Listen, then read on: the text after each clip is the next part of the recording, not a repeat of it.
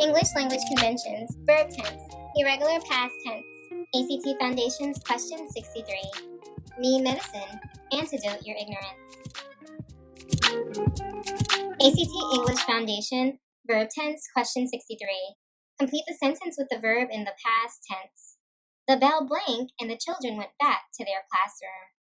The task here is to shift the tense of ring to its simple past tense verb form.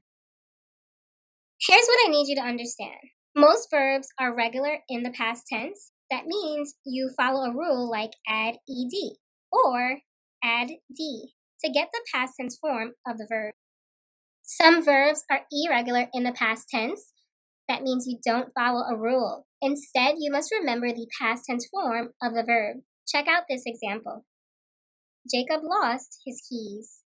Lost is the irregular past tense form of the verb lose. This is a correct shift, and the overall sentence is formatted correctly. All right, back to the original question, and now for the solution. Rang is the simple past tense verb form of ring. This is an irregular verb form, so you'll have to commit it to memory.